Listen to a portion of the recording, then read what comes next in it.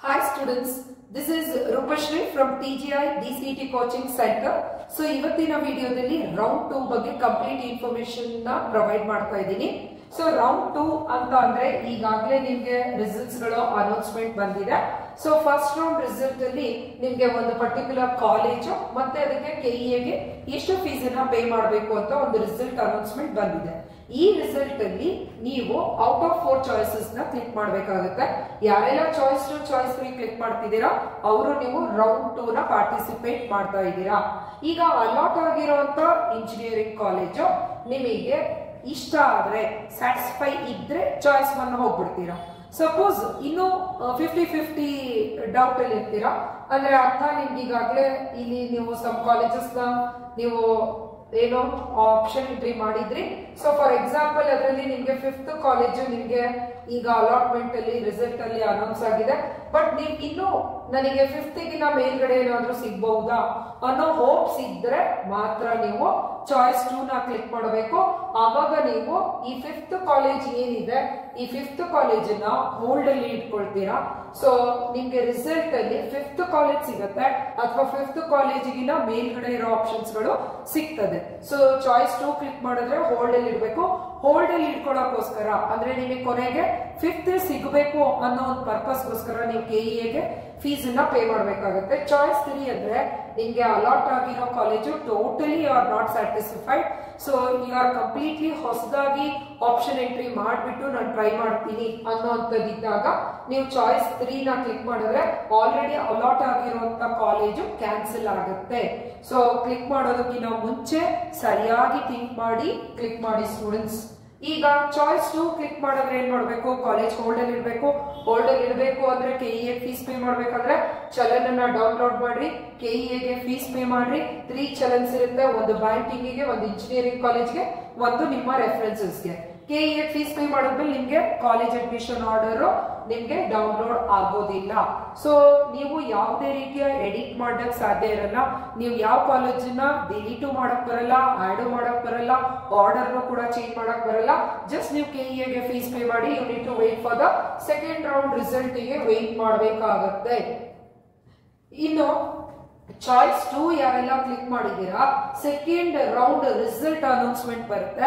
Second round result announcement ಬಂದಾಗ allotted college ಅಂದ್ರೆ ನಿಮಗೆ 5th ಸಿಗಬಹುದು, 5th ಗಿನ ಮೇಲಾದ್ರೂ ಸಿಗಬಹುದು. ಆಲ್ರೆಡಿ ನಾನು ಹೇಳಿದ್ನಲ್ವಾ. ಸೊ ನಿಮ್ಗೆ ಫಾರ್ ಎಕ್ಸಾಂಪಲ್ ಈಗ 5th ಇತ್ತಲ್ವಾ, ನಿಮ್ ರಿಸಲ್ಟ್ 5th ಆಗ್ಬಹುದು ಅಥವಾ 4th ಕೂಡ ಆಗಬಹುದು. ಸೊ ಬಟ್ ಈಗೇನ್ ಅಲಾಟ್ ಆಗಿದೆ ಈಗ ಬಂದಿರೋ ಕಾಲೇಜನ್ನ ನೀವು ಅಡ್ಮಿಷನ್ ಆರ್ಡರ್ ನ ಡೌನ್ಲೋಡ್ ಮಾಡ್ರಿ. ಯಾಕಂದ್ರೆ ಈಗಾಗಲೇ ಕೆಇಎಗೆ ಫೀಸ್ ಪೇ ಮಾಡಿದೀರಾ. ಹಾಗಾಗಿ ಅಡ್ಮಿಷನ್ ಆರ್ಡರ್ ನ ಡೌನ್ಲೋಡ್ ಮಾಡ್ರಿ, ಕಾಲೇಜಿಗೆ ಹೋಗಿ ಫೀಸ್ ಪೇ ಮಾಡಿ ಅಡ್ಮಿಷನ್ ಮಾಡ್ಕೊಳ್ರಿ ವಿತ್ ರಿಕ್ವೈರ್ಡ್ ಡಾಕ್ಯುಮೆಂಟ್ಸ್. ಯಾವ್ದೆಲ್ಲ ಡಾಕ್ಯುಮೆಂಟ್ಸ್ ಬೇಕು ಅಂತ ಹೇಳ್ಬಿಟ್ಟು ಇದೇ ವಿಡಿಯೋದ ಡಿಸ್ಕ್ರಿಪ್ಷನ್ ಲಿಂಕ್ ಅಲ್ಲಿ ನಿಮ್ಗೆ ವಿಡಿಯೋ ಇದೆ. ಸೊ ನೀವು ಅದನ್ನ ರೆಫರ್ ಮಾಡಬಹುದು. ಅದಾದ್ಮೇಲೆ ವಾಪಸ್ ಕೆಇಎ ವೆಬ್ಸೈಟ್ ಬಂದು ಕಾಲೇಜ್ ಜಾಯಿನ್ ಆಗಿದ್ದೀನಿ ಅಂತ ಹೇಳ್ಬಿಟ್ಟು ಕೆಇಎಗೆ ಅಕ್ನಾಲೆಡ್ಜ್ ಮಾಡಬೇಕು. ಫಾರ್ ಎಕ್ಸಾಂಪಲ್ ನಿಮ್ಗೆ ಅಲಾಟೆಡ್ ಆಗಿರೋ ಕಾಲೇಜು ನಿಮ್ಗೆ ಇಷ್ಟ ಇಲ್ಲ ಅಂತಂದ್ರೆ ಕೆಇಎ ಆಲ್ರೆಡಿ ಫೀಸ್ ಪೇ ಮಾಡ್ಬಿಟ್ಟಿದ್ದೀರಾ, ಆದ್ರೆ ಕಾಲೇಜಿಗೆ ಫೀಸ್ ಪೇ ಮಾಡಿಲ್ಲ. ಪೇ ಮಾಡಿರೋ ಫೀಸ್ ನಿಮ್ಗೆ ರಿಫಂಡ್ ಆಗ್ಬೇಕು ಅಂದ್ರೆ ಕೊಟ್ಟಿರೋ ಡೇಟ್ ಟೈಮ್ ಒಳಗಡೆನೆ ನೀವು ಅಮೌಂಟ್ ನ ರೀಫಂಡ್ ಅಂದ್ರೆ ಡೇಟ್ ಟೈಮ್ ಒಳಗಡೆನೆ ನೀವು ಕೆಇಎಗೆ ಅಕ್ನಾಲೆಡ್ಜ್ ಮಾಡ್ಬೇಕಾಗುತ್ತೆ. ಕೆಇಎಗೆ ಅಕ್ನಾಲೆಡ್ಜ್ ಸರಿಯಾದ ಟೈಮ್ ಡೇಟ್ ಅಲ್ಲಿ ಮಾಡಿದ್ರೆ ನಿಮ್ಮ ಅಮೌಂಟಿನ 5,000 ರೂಪೀಸ್ ಸಬ್ಸ್ಟ್ರಾಕ್ಟ್ ಆಗುತ್ತೆ. ಏನಕ್ಕೆ ಅಂದ್ರೆ ಆಲ್ರೆಡಿ ಆ ಕಾಲೇಜು ಬೇರೆ ಯಾರಿಗೋ ನೆಸೆಸಿಟಿ ಇತ್ತು, ಆದ್ರೆ ನೀವು ಹೋಲ್ಡ್ ಅಲ್ಲಿ ಇಟ್ಕೊಂಡಿದ್ದ ಕಾರಣದಿಂದಾಗಿ ಬೇರೆ ಸ್ಟೂಡೆಂಟ್ಸ್ ಗಳಿಗೆ ಅದು ಡಿಸ್ಟರ್ಬ್ ಆಗಿರೋ ಕಾರಣದಿಂದಾಗಿ ಆಸ್ ಅ ಪನಿಷ್ಮೆಂಟ್ ಆಗಿ 5,000 ನಿಮ್ಗೆ ಡಿಡಕ್ಟ್ ಮಾಡಿ ಉಳಿದಿರೋ ಅಮೌಂಟ್ ನ ರೀಫಂಡ್ ಮಾಡ್ತಾರೆ. ಏನಾದ್ರೂ ನೀವು ಡೇ ಟು ಟೈಮ್ ಒಳಗಡೆಗೆ ನೀವು ರಿಪ್ಲೈ ಸರಿಯಾಗಿ ಮಾಡದೇ ಇದ್ರೆ ಸೊ ನಿಮ್ಗೆ ಅಮೌಂಟ್ ಟೋಟಲ್ ಅಮೌಂಟ್ ರೀಫಂಡ್ ಆಗೋದಿಲ್ಲ. ಇನ್ನು ಯಾರೆಲ್ಲ ಚಾಯ್ಸ್ 3 ಕ್ಲಿಕ್ ಮಾಡ್ತೀರಾ ಸೊ ಟೋಟಲಿ ನೀವು ಸೆಕೆಂಡ್ ರೌಂಡ್ ಅಲ್ಲಿ ಇರ್ತೀರಾ. ಸೊ ನಿಮ್ಗೆ ಯಾವ ಕಾಲೇಜ್ ಅಲಾಟ್ ಆಗಿತ್ತು ಅದು ಕ್ಯಾನ್ಸಲ್ ಆಗಿರುತ್ತೆ. ಕ್ಯಾನ್ಸಲ್ ಆದ ನಂತರ ನಿಮ್ಗೆ ಸೀಟು ಕ್ಯಾನ್ಸಲ್ ಆದ್ಮೇಲೆ ನಿಮ್ಗೆ ಸೆಕೆಂಡ್ ರೌಂಡ್ ಸೀಟ್ ಮೆಟ್ರಿಕ್ಸ್ ಹೊಸದಾಗಿ ಮತ್ತೆ ರಿಲೀಸ್ ಮಾಡ್ತಾರೆ. ಫಸ್ಟ್ ರೌಂಡ್ ಅಲ್ಲಿ ಯಾವ ರೀತಿ ಅಲಾಟ್ ಮಾಡಿದ್ರಲ್ವಾ ಸೀಟ್ ಮೆಟ್ರಿಕ್ಸ್ ಅದೇ ರೀತಿ. ಹಾಗಾದ್ರೆ ಎಲ್ಲಿಂದ ಸೀಟ್ಸ್ ಗಳು ಉಳಿದಿರುತ್ತೆ, ಈ ಫಸ್ಟ್ ರೌಂಡ್ ಅಲ್ಲಿ ಸೀಟ್ಸ್ ಗಳನ್ನ ತಗೊಂಡ ಮೇಲೆ ಏನಾದ್ರೂ ಸೀಟ್ಸ್ ಗಳು ಉಳಿದಿದ್ರೆ ಆ ಸೀಟ್ಸ್ ಗಳು ಬರುತ್ತೆ. ಈಗ ಯಾವ್ದಾದ್ರು SC ರೂರಲ್ಗೆ ಅಂತಾನೆ ಒಂದು ಸೀಟ್ ಡೆಡಿಕೇಟ್ ಮಾಡಿರ್ತಾರೆ, ಅಥವಾ ಫಿಸಿಕಲಿ ಡಿಸೇಬಲ್ಗೆ ಅಂತ ಒಂದು ಕಾಲೇಜಿನ ಒಂದು ಬ್ರಾಂಚ್ ಅಲ್ಲಿ ಡೆಡಿಕೇಟ್ ಮಾಡಿರ್ತಾರೆ, ಅಥವಾ NCC ಸೀಟ್ ನ ಇಟ್ಟಿರ್ತಾರೆ. ಆ ಸೀಟ್ಗಳನ್ನ ಯಾರು ತಗೊಳ್ಳೋದಿಲ್ಲ, ಅದು ರಿಸರ್ವೇಶನ್ ಅಂದ್ರೆ ಅವರೇ ತಗೋಬೇಕಾಗಿರುತ್ತೆ. ಯಾರು ತಗೊಳ್ಳಿಲ್ಲ ಕೊನೆವರೆಗೂ ಅಂದ್ರೆ ಆ ಸೀಟ್ಸ್ ಗಳು ವಾಪಸ್ಸು ನಿಮ್ಗೆ ಸೆಕೆಂಡ್ ರೌಂಡ್ ಸೀಟ್ ಮೆಟ್ರಿಕ್ಸ್ ಅಲ್ಲಿ ವಾಪಸ್ ಬರ್ತದೆ. ಇನ್ನು ಅದರ ಜೊತೆಗೆ ಯಾವಾದ್ರೂ ಕಾಲೇಜ್ಗಳು ಮತ್ತೇನಾದ್ರೂ ಅಡಿಷನಲ್ ಸೀಟ್ಗಳನ್ನ ಸರೆಂಡರ್ ಮಾಡಿದ್ರೆ ಅದು ಡಿಪೆಂಡ್ಸ್ ಆನ್ ದ ಕಾಲೇಜ್, ಮಾಡುತ್ತೆ ಅಂತ ಹೇಳಕ್ ಬರಲ್ಲ, ಮಾಡಲ್ಲ ಅಂತಾನು ಹೇಳಕ್ ಬರಲ್ಲ. In my 15 years of experience ಅಲ್ಲಿ ಅಂಟಿಲ್ 2021 ವರೆಗೂ ಏನು ಅಂದ್ರೆ ಕಾಲೇಜ್ಗಳು ಸೀಟನ್ನ ಸರೆಂಡರ್ ಮಾಡಿರ್ಲಿಲ್ಲ. For the first time DCT 2022 batch ಅಲ್ಲಿ ಏನಿದ್ರು ಆ ಸ್ಟೂಡೆಂಟ್ಸ್ ಗಳಿಗೆ ಕ್ಯಾಶುಯಲ್ ರೌಂಡ್ ಅಲ್ಲಿ ಸಾಕಷ್ಟು ದಿ ಬೆಸ್ಟ್ ಕಾಲೇಜ್ಗಳು ಕೂಡ ಸೀಟ್ಗಳನ್ನ PUC ಉಳಿದಿರೋ ಸೀಟ್ಸ್ ಗಳನ್ನ ರಿಲೀಸ್ ಮಾಡಿದ್ರು. ಆದ್ರೆ 23 ಅಲ್ಲಿ ರಿಲೀಸ್ ಮಾಡಿಲ್ಲ, 22 ಅಲ್ಲಿ ರಿಲೀಸ್ ಮಾಡಿದ್ದಾರೆ. ಹಾಗಾಗಿ ನಾನು ಈ ಪ್ರಿಡಿಕ್ಷನ್ ನ ಹೇಳಕ್ ಬರಲ್ಲ, ಇದು ಆ ಕಾಲೇಜಿನ ಮ್ಯಾನೇಜ್ಮೆಂಟ್ ಗೆ ಬಿಟ್ಟಿರುವಂತ ವಿಷಯ ಆಗಿರುತ್ತೆ. ಸಪೋಸ್ ಆ ರೀತಿ ಏನಾದ್ರೂ ಅವರು ಸೆಕೆಂಡ್ ರೌಂಡ್ಗೂ ಬಿಡಬಹುದು, ಕ್ಯಾಶುಯಲ್ ವೇಕೆನ್ಸಿ ರೌಂಡ್ ಅಲ್ಲೂ ಕೆಲವು ಸೀಟ್ಸ್ ಗಳನ್ನ ಮತ್ತೆ KEAಗೆ ಸರೆಂಡರ್ ಮಾಡಬಹುದು. ಸೊ ಜೊತೆಗೆ ಇಂಜಿನಿಯರಿಂಗ್ ಕಟ್ ಆಫ್ ಕೂಡ ನಿಮ್ಮ ಹತ್ರ ಇರುತ್ತೆ. ಈ engineering cut off, seat matrix, fees structure ಇಷ್ಟನ್ನ ನೀವು ಕಂಪೇರ್ ಮಾಡಿಕೊಂಡು ಮತ್ತೆ ಹೊಸದಾಗಿ ಆಪ್ಷನ್ ಎಂಟ್ರಿ ಮಾಡಬೇಕು. ಲೈಕ್ ಫಸ್ಟ್ ರೌಂಡ್ ಅಲ್ಲಿ ಯಾವ ರೀತಿ ಮಾಡಿದ್ರಲ್ಲ ಅದೇ ರೀತಿ ಆಪ್ಷನ್ ಎಂಟ್ರಿ ಮಾಡಬೇಕು. ಅದಾದ್ಮೇಲೆ ಸೆಕೆಂಡ್ ರೌಂಡ್ ರಿಸಲ್ಟ್ ಗೆ ವೆಯ್ಟ್ ಮಾಡಬೇಕು. ವೆಯ್ಟ್ ಮಾಡಿದ್ಮೇಲೆ ನಿಮ್ಗೆ ಒಂದು ಫೈನಲಿ ಒಂದು ಕಾಲೇಜ್ ಅಲಾಟ್ ಆಗುತ್ತೆ. ಅಲಾಟೆಡ್ ಆಗಿರೋ ಕಾಲೇಜ್ಗೆ ನೀವು ಮುಂಚೆ ಯಾವ ತರ ಫೀಸ್ ಪೇ ಮಾಡಿಲ್ಲ, ಹಾಗಾಗಿ KEAಗೂ ಫೀಸ್ ಪೇ ಮಾಡಬೇಕು, ಕಾಲೇಜ್ಗೂ ಫೀಸ್ ಪೇ ಮಾಡಬೇಕು. With the required document admission order ನ ಡೌನ್ಲೋಡ್ ಮಾಡ್ಕೊಂಡು ಅಡ್ಮಿಷನ್ ಆಗ್ಬೇಕು. ಅದಾದ್ಮೇಲೆ ಬಂದು KEAಗೆ ನೀವು ಕಾಲೇಜ್ ನ ಜಾಯಿನ್ ಆಗಿದ್ದೀನಿ ಅಂತ ಹೇಳಿ ಅಕ್ನಾಲೆಜ್ ನ ಮಾಡ್ಬೇಕಾಗುತ್ತೆ. ಸಪೋಸ್ ಸೆಕೆಂಡ್ ರೌಂಡ್ ಅಲ್ಲೂ ಅಲಾಟೆಡ್ ಆಗಿರೋ ಕಾಲೇಜಸ್ ನಿಮಗೆ ಏನಾದ್ರೂ ಇಷ್ಟ ಆಗಿಲ್ಲ ಅಂದ್ರೆ ಚಾಯ್ಸ್ 4 ಕೊಡಿ. ಎನಿವೇಸ್ KEAಗೂ ಫೀಸ್ ಕಟ್ಟಿಲ್ಲ, ಕಾಲೇಜ್ಗೂ ಫೀಸ್ ಕಟ್ಟಿಲ್ಲ, ನೀವು ಕಳ್ಕೊಳ್ಳುವಂಥದ್ದು ಏನಿರಲ್ಲ. ಚಾಯ್ಸ್ 4 ನ ಕೊಟ್ಟು ನೀವು DCT ಪ್ರಾಸೆಸ್ ಇಂದ ಹೊರಗೆ ಹೋಗ್ಬೋದು. ಇಲ್ಲ ಇನ್ನೂ ಒಂದು ರೌಂಡ್ ಅಲ್ಲಿ ವೇಟ್ ಮಾಡ್ತೀನಿ ಕ್ಯಾಶುಯಲ್ ವೇಕೆನ್ಸಿ ರೌಂಡ್ ಅಲ್ಲಿ ಅಂತ ಅಂದ್ರೆ ಸೊ ನೀವು ಅವಾಗ ಮತ್ತೆ ಚಾಯ್ಸ್ 3 ನ ಕೊಡ್ಬೇಕಾಗುತ್ತೆ. ಸೊ ಚಾಯ್ಸ್ 1 ಕೊಟ್ರೆ ಹೋಗ್ತೀರಾ, ಚಾಯ್ಸ್ 2 ಕೊಟ್ರೆ ಹೋಲ್ಡ್ ಅಲ್ಲಿ ಇಟ್ಕೊಳ್ಳುವಂತ ಆಪ್ಷನ್ ಇರಲ್ಲ. ಕ್ಯಾಶುಯಲ್ ವೇಕೆನ್ಸಿ ರೌಂಡ್ ಗೆ ನೀವು ಮತ್ತೆ ಪಾರ್ಟಿಸಿಪೇಟ್ ಮಾಡಬೇಕಾಗುತ್ತೆ by clicking choice 3. So correct ಆಗಿ ಡಾಕ್ಯುಮೆಂಟ್ಸ್ ಗಳನ್ನ ಓದ್ಬಿಟ್ಟು ನೀವು ಚಾಯ್ಸಸ್ ಗಳನ್ನ ಎಂಟ್ರಿ ಮಾಡಿ. ನಾನು ಕೂಡ KEA ಡಾಕ್ಯುಮೆಂಟ್ ನ ಓದ್ಬಿಟ್ಟು ನಾನು ಸ್ಟೂಡೆಂಟ್ಸ್ ರಿಕ್ವೆಸ್ಟ್ ಬೇಸ್ ಮೇಲೆ ಈ ವಿಡಿಯೋನ ಮಾಡ್ಕೊಡ್ತಾ ಇರೋದು. ಈಗ for example case 1 choice 2 click ಮಾಡಿದ್ರ ಫಸ್ಟ್ ರೌಂಡ್ ಅಲ್ಲಿ ನಿಮ್ಗೊಂದು ಗವರ್ಮೆಂಟ್ ಕಾಲೇಜ್ ಅಲಾಟ್ ಆಗಿದೆ.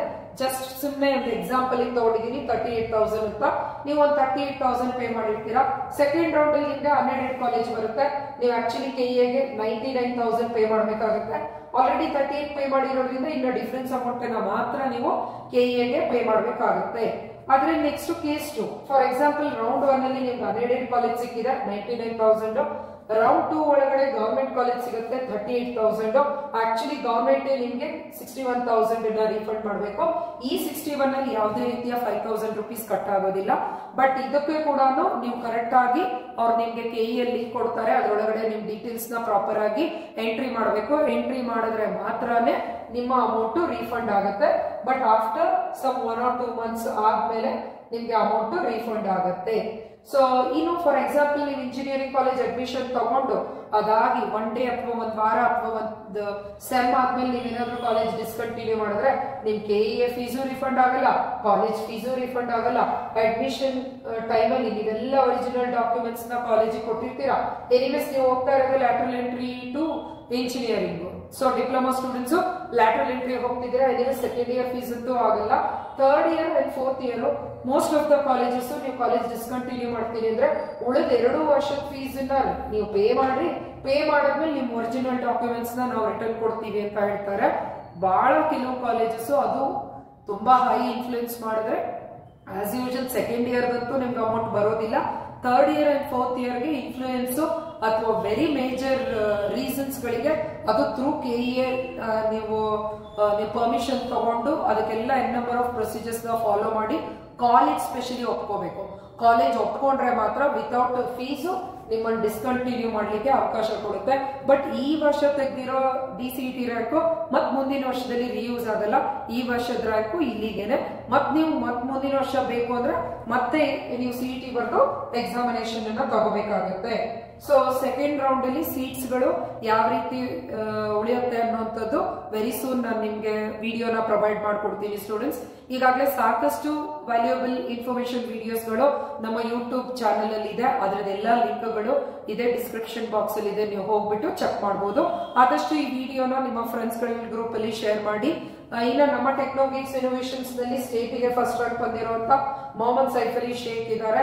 So with N number of ನಮ್ಮ ಸ್ಟ್ಯಾಟಿಸ್ಟಿಕ್ಸ್ ಎಷ್ಟು ರ್ಯಾಂಕಿಂಗ್ ಒಳಗೆ ಎಷ್ಟು ಸ್ಟೂಡೆಂಟ್ಸ್ ಬಂದಿದ್ದಾರೆ ಅನ್ನೋ ಸ್ಟ್ಯಾಟಿಸ್ಟಿಕ್ಸ್ ನಾವು ನಿಮ್ಗೆ ಪ್ರೊವೈಡ್ ಮಾಡ್ತಾ ಇರುವಂತದ್ದು. ಇದು ಲಾಸ್ಟ್ ಇಯರ್ ಸ್ಟ್ಯಾಟಿಸ್ಟಿಕ್ಸ್ ಆಗಿರುತ್ತೆ. ಇನ್ನು ಈ ವರ್ಷದಲ್ಲಿ ಇದಕ್ಕಿಂತ ಚೆನ್ನಾಗಿ ನಮ್ಮ ಸ್ಟ್ಯಾಟಿಸ್ಟಿಕ್ಸ್ ಇದೆ, ಅದನ್ನ ವೆರಿ ಸೂನ್ ನಿಮ್ಗೆ ರಿಲೀಸ್ ಮಾಡ್ತಾ ಇದ್ದೀನಿ. Not only CET, even KPTCL, PWD coaching ಗೆ ಕೂಡ ನಾವು ಕೋಚಿಂಗ್ ನ ಪ್ರೊವೈಡ್ ಮಾಡಿ ಈಗಾಗಲೇ ಸೆಲೆಕ್ಷನ್ ಕೂಡ ಆಗಿದ್ದಾರೆ. Currently they are working as junior engineers ಆಗಿ ವರ್ಕ್ ಮಾಡ್ತಿದ್ದಾರೆ. ಇನ್ನು ನಮ್ಮ ಟೆಕ್ನಾಲಜಿಕ್ಸ್ ಇನೋವೇಷನ್ಸ್ ನಲ್ಲಿ we are providing for both online offline coachings ಗಳನ್ನ ಪ್ರೊವೈಡ್ ಮಾಡ್ತಾ ಇದ್ದೀವಿ. 100% ಕ್ವಾಲಿಟಿ ಕೋಚಿಂಗ್ ನ ಕೊಡ್ತಾ ಇದ್ದೀವಿ, 100% ಸಿಲೆಬಸ್ ಕಂಪ್ಲೀಷನ್. ಸೊ ನಿಮ್ಗೆ complete hard copy of material ಸಿಗ್ತದೆ. ಕ್ಲಾಸಸ್ ಮಿಸ್ ಮಾಡ್ಕೊಂಡ್ರೆ ರೆಕಾರ್ಡಿಂಗ್ಸ್ ಗಳು ಕೂಡ ಅವೈಲೇಬಲ್ ಇರ್ತದೆ. ಸೊ ಚಾಪ್ಟರ್ ವೈಸ್ ಟೆಸ್ಟ್ ಗಳಾಗುತ್ತೆ, OMR ಎಕ್ಸಾಮ್ ನ ಕಂಡಕ್ಟ್ ಮಾಡ್ತಾ ಇದ್ದೀವಿ. ಎಲ್ಲ ರೆಪ್ಯೂಟೆಡ್ ಇಂಜಿನಿಯರಿಂಗ್ ಕಾಲೇಜ್ ಫ್ಯಾಕಲ್ಟೀಸ್ ನಿಮ್ಗೆ ಕ್ಲಾಸಸ್ ಗಳನ್ನ ತಗೊಳ್ಳೋದ್ರಿಂದ 100% ಕ್ವಾಲಿಟಿ ಕೋಚಿಂಗ್ ನಾವು ನಿಮ್ಗೆ ಪ್ರೊವೈಡ್ ಮಾಡ್ತಾ ಇದ್ದೀವಿ students. So that you can get a best DCET ranking with best engineering colleges. So ನಮ್ಮ ಕೋಚಿಂಗಿಗೆ ನಿಮ್ಮ ಜೂನಿಯರ್ಸ್ ನ ರೆಫರ್ ಮಾಡಿ. Thank you for watching this video. This is Rupashri from TGI DCET Coaching Center.